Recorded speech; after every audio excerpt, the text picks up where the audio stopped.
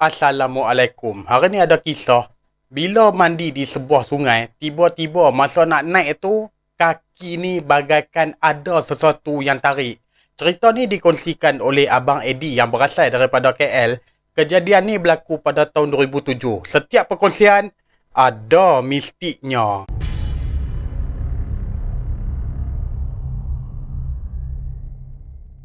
Masa Abang Eddie ni masih lagi di bangku sekolah menengah, andai katalah kalau Abang Eddie ni balik ke kampung ayah dia di negeri Pahang, boring sangat duduk di rumah, Abang Eddie ni akan start motor merondalah ke dalam kampung.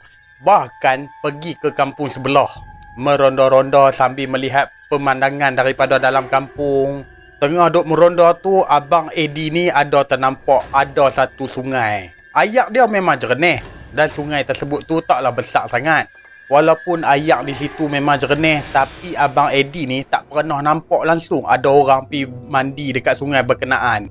Pada tahun 2007, Abang Eddie ni dia dah melangkah ke arah dewasa.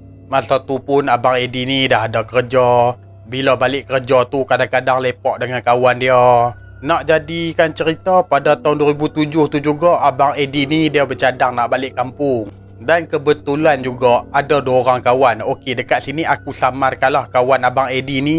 Aku letak pilah nama dia Ali dan juga Abu. Mereka berdua ni nak ikutlah si Abang Eddie ni balik ke kampung dia di negeri Pahang. Yang dua orang ni sebenarnya mereka nak sangatlah makan nasi kerabu nenek kepada si Abang Eddie ni. Sebab apa? Mereka berdua ni pernah rasa dah nasi kerabu nenek kepada si Abang Eddie ni. Dulu masa abang sulung si Abang Eddie ni kahwin, selalunya kalau kenduri orang standby nasi minyak lah, nasi biryani lah, nasi putih dengan ayam masak merah lah. Tapi nenek kepada si Abang Eddie ni, dia buat berlainan.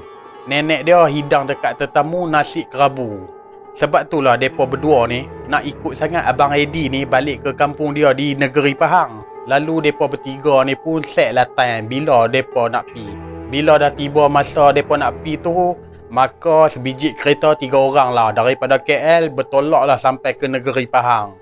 Dan mereka 3 orang ni pun bercuti di kampung Abang Eddie ni selama 4 hari. Hari pertama tu Ali dan juga Abu ni dapatlah merasa nasi kerabu yang dimasak oleh si nenek Abang Eddie ni.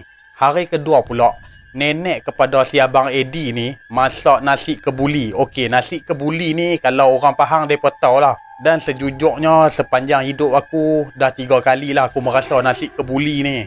Yang masak tu pun mak aku lah, pasal mak aku ni orang Kuala Lipih. Bila hari kedua tu, pagi-pagi lagi, nenek kepada si Abang Eddie ni dia buat nasi kebuli. Nenek pun ajak lah semua yang ada di dalam rumah tu main makan sekali. Bila tiba di waktu tengah hari, mereka bertiga ni boring.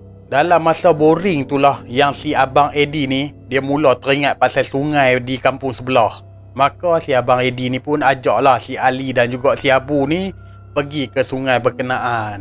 Bila mereka bertiga ni sampai di sungai berkenaan, maka mereka ni pun bermandi mandalah di sungai tersebut. Masa mula-mula tu tak ada apa masalah pun, semuanya okey. Kedalaman sungai tersebut tu paras-paras dada je. Bila si Ali dan juga si Abu ni dah puas sangat mandi di sungai berkenaan, mereka ni pun naiklah ke tepi. Sedangkan Abang Eddie duk tengah masih seronok lagi mandi di sungai tersebut. Bila Abang Eddie ni dah puas, Abang Eddie ni pun nak naiklah dekat tepi sungai tu. Tiba-tiba Abang Eddie ni dia merasakan di bahagian pergelangan kaki dia tu ada sesuatu pegang cukup erat. Dengan bahagian pergelangan kaki Abang Eddie ni rasa sakit. Lepas tu Abang Eddie ni pun dia menjerit-jerit lah minta tolong dengan Ali dan juga si Abu ni. Pada mulanya yang Ali dan juga si Abu ni anggap si Abang Eddie ni main-main. Bila Abang Eddie ni menjerit dekat si Ali dan juga si Abu, bagi tahu, "Weh, tolong aku weh, kaki aku ni ada orang pegang weh." Maka si Ali dan juga si Abu ni pun tolonglah si Abang Eddie. Bila mereka berdua ni tolong si Abang Eddie, yang peliknya Ali dan juga Abu ni tak berjaya tarik si Abang Eddie. Lepas tu Abu ni lah dia perasan dekat dalam air tu memang betul ada sesuatu pegang di pergelangan kaki Abang Eddie ni. Daripada penglihatan si Abu ni, benda tersebut tu macam tangan. Tapi kulit dia ni macam batu. Lama jugalah mereka berdua ni berusaha nak tolong si Abang Eddie ni. Bila dah tak ada pilihan, yang si Abu ni mula terfikir. Dalam hati dia berkata, lebih baik aku azan. Maka yang si Abu ni pun laungkanlah azan dekat kawasan sungai tersebut tu. Lepas habis saja Abu ni laungkan azan, tiba-tiba tangan yang ada di dalam ayam tersebut tu lepas pergelangan kaki si Abang Eddie. Maka mereka berdua ni pun tariklah si Abang Eddie ni duduk di tepi sungai. Kaki Abang Eddie ni dekat bahagian pergelangan kaki dia tu biru, bengkak. Lepas tu mereka bertiga ni pun masuk ke dalam kereta, lalu baliklah ke rumah nenek semula. Bila tiba di waktu malam, masa tu Abang Eddie ada di ruang tamu, termasuklah si Ali dan juga si Abu. Jadi Abang Eddie ni minta lah dekat nenek ada minyak gamat panas tak. Nenek ni pun pergi masuk kat bilik dia pergi ambil. Bila nenek ni keluar daripada bilik, nenek pun bagilah minyak gamat panas tu dekat si Abang Eddie. Lalu Abang Eddie ni pun dia gunalah minyak gamat tersebut tu sapu dekat bahagian pergelangan kaki dia. Dalam masa yang sama juga, nenek dan juga atuk ni nampaklah kesan biru di pergelangan kaki si Abang Eddie ni. Dan nenek atuk ni tanyalah dekat si Abang Eddie, kaki hang tu awat? Maka Abang Eddie ni pun dia cakap lah tadi pergi mandi sungai dekat kampung sebelah tu lah. Atuk ni dia tanya dekat sungai tang mana tu. Abang Eddie ni pun bagitahu lah sungai tersebut tu jalan dia macam ni lah, sekeliling kawasan sungai tersebut tu macam tu lah. Lepas tu ada benda tarik daripada dalam ayak lah. Abang Eddie cerita habis, yang atuk ni dah mula kerut dahi. Lepas tu atuk ni tanya balik dekat si Abang Eddie, macam mana hang boleh jumpa sungai tu? Abang Eddie ni pun bagitahu lah dekat si atuk, semenjak dia daripada sekolah menengah lagi, masa ronda dalam kampung pergi ke kampung sebelah, dia jumpa lah sungai tersebut tu. Atuk kepada si Abang Eddie ni bagitahu lah dekat mereka bertiga, kalau hampa nak tahu sungai tersebut tu lah, ini apa orang cerita lah. Atuk sendiri pun tak pasti juga cerita ni betul ke tak, sebab tak pernah nampak depan mata atuk. Sungai tersebut tu dah banyak dah orang mati lemah. Okey, daripada apa yang si atuk Abang Eddie ni terangkan, ada satu cerita berlakulah dekat anak kawan si atuk ni.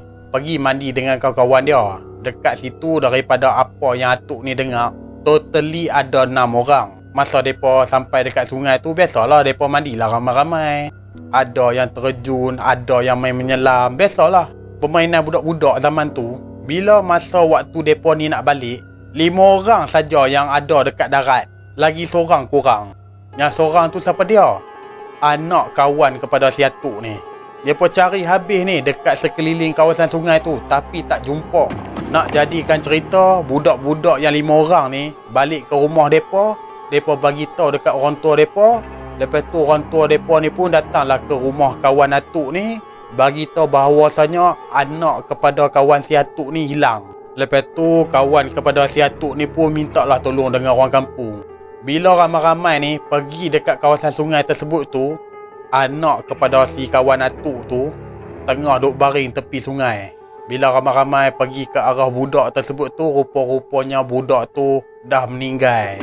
Sedangkan kawan-kawan kepada anak si kawan atuk tu, masa budak tu hilang tadi, mereka cari tak jumpa. Di kejadian yang lain lagi, ada orang nampak di dalam sungai tu ada orang duk tengah tergapai-gapai sambil minta tolong. Nak jadikan cerita, orang yang nampak tu, dia pergilah terjun masuk ke dalam sungai tu. Orang yang datang nak tolong tu, dia yang meninggal akibat lemah. Itulah cerita daripada atuk. Lepas tu atuk ni pun bagitahu lah dekat mereka bertiga apa yang atuk dengar daripada mulut orang kampung sebelah sana tu lah.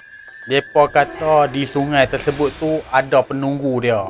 Sebab itulah orang kampung tersebut tu tak berani mandi di sungai berkenaan. Tapi bagi pandangan atuk susah sikit nak percaya benda-benda macam ni selagi atuk tak nampak depan mata. Tapi Eddie, disebabkan dekat bahagian pergelangan kaki hang tu ada kesan biru, bermakna betul lah kata orang kampung sebelah.